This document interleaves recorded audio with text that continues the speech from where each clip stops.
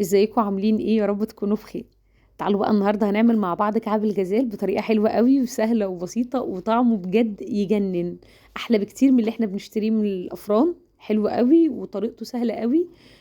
بما ان احنا بقى في الشتاء بنبقى محتاجين نشرب اي حاجه دافيه، عايزين نتسلى في اي حاجه، تعالوا اقول لكم عملناه ازاي. اول حاجه انا عندي كوبايه لبن مدفياها، عندي معلقه خميره كبيره ممسوحه، عندي معلقتين سكر كبار. هبدأ بقى اقلب الخميره كده مع اللبن والسكر، وهسيبها شويه كده لحد ما الخميره بتاعتي تبدا ترتفع كده وتتفاعل. عندي بقى نفس الكوبايه اللي عايرتي بيها اللبن، عندي 4 كوبايات دقيق، عندي رشه ملح، معلقه صغيره بيكنج باودر، وربع معلقه صغيره محلب. مش عايزه اقول لكم بيدي ريحه وطعم يجنن لكعب الجزال. انا بقى بنفس الكوبايه اللي عايرتي بيها الدقيق وعايرتي بيها اللبن برضو عامله 3/4 كوبايه سمنه، وعندي ربع كوبايه زيت. وزي ما انتم شايفين كده انا مسيحه السمنه بتاعتي، بس مش مسخناها خالص، انا بس مسيحاها حاجه بسيطه بحيث ان انا اقدر اشرب الدقيق من السمنه بتاعتي. انا محتاجه ان الدقيق بتاعي يشرب كل السمنه كويس جدا. انا عايزه الدقيق بتاعي يبقى شكله كأن رمله منديه كده، بنفس الطريقه كده. الدقيق شرب السمنه، عندي بقى الخميره خلاص بدأت تتفاعل وترتفع معايا. هبدأ انزل بالخميره بتاعتي وهبدأ بقى اعجنه. الكعب الغزال من الحاجات اللي مش محتاج ان احنا نعجنها كتير خالص، يعني هي مجرد بس نلم العجينة بتاعتنا دقيقة دقيقتين بالظبط بتبقى العجينة ملمومة معايا وكويسة معايا، وكده العجينة بتاعتي جاهزة معايا. نحاول بقى ما نعجنش كتير عشان العجينة ما تعملش عرق معايا. عندي بقى العجوة بتاعتي محضراها، هضيف عليها معلقة سمنة، ونبدأ بقى ايه نقلبها كويس جدا مع بعض كده. انا جيت اعملها بالشوكة حسيت ان هي لا ناشفة شوية، فعملتها بايدي كده، بدأت اسيحها بايدي عشان تبقى سهلة في الفرد معايا. انا هفككها كده كويس جدا العجوة بتاعتي عشان اقدر افردها كويس.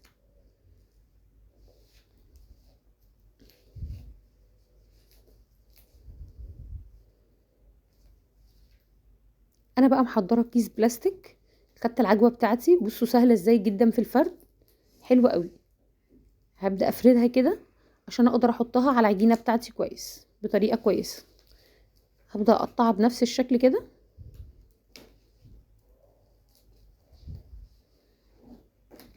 انا طبعا حاطة تحتها كيس عشان تبقى سهلة ان انا اشيلها او سهلة ان انا احطها على العجينة بتاعتي.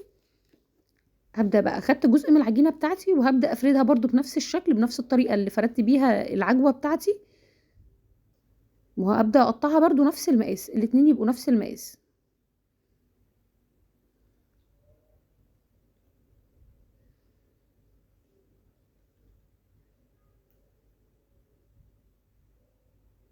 انا عايزه السمك بتاعها برضو يبقى رفيع، ما يبقاش سميك خالص. هبدأ احط العجوة عليها وافردهم الاتنين مع بعض عشان اتأكد ان العجوة بدأت تمسك في العجينة بتاعتي. وهبدأ اقص الزيادات وهبدأ الفهم الاتنين مع بعض كده رول، واحاول اضغط عليها بحيث ان ما يبقاش فيها فراغات من جوه، او تبقى العجينة متماسكة مع العجوة بتاعتي كويس جدا. بدأت برضو الفهم كده مع بعض واحاول افردهم. قطعت الاجزاء اللي هي الاولانيه. عندي بقى انا محضره معلقه عسل كبيره، عندي معلقتين ميه. هبدا بقى كعب الغزال بتاعي هبدا اعمله بالفرشه كده بالعسل والميه عشان السمسم بتاعي. انا محضره السمسم بتاعي وابدا ارش عليه سمسم. بدات ارش عليه السمسم كده بنفس الشكل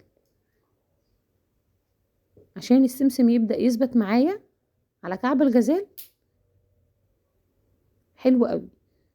هبدا بقى اقطعها بالشكل كده زي ما انتم شايفينها، ونبدا نرصها في الصينيه بتاعتي. انا هعمل الكميه بتاعتي كلها كده بنفس الطريقه، وهسيبها ترتاح تقريبا قبل ما ادخلها الفرن حوالي نص ساعه. هشغل الفرن بتاعي على درجه حراره 200، هتاخد تقريبا في الفرن حوالي تلت ساعه. وابدا اشغل الشوايه من فوق تاخد لون من فوق حلو قوي. وطبعا اللي بيحب القرفه ممكن كنا نضيف مثلا نص معلقه صغيره قرفه على العجوه، بتدي ريحه برضو حلوه قوي، بتدي طعم حلو قوي. انا خلاص جهزت الصواني بتاعتي، بدات ادخلها الفرن، تقريبا خدت حوالي تلت ساعه. بدات اشغل عليها الشوايه من فوق، تاخد لون برضو ذهبي من فوق حلو قوي. مش عايزه اقول لكم الريحه في الوقت ده كانت عامله ازاي، حلوه قوي بجد. الريحه والطعم يستاهلوا ان انتوا تجربوا الطريقه دي. مستنيه طبعا رايكم، ومستنيه كومنتاتكم، وان شاء الله نتقابل فيديوهات تانية كتير هتعجبكم.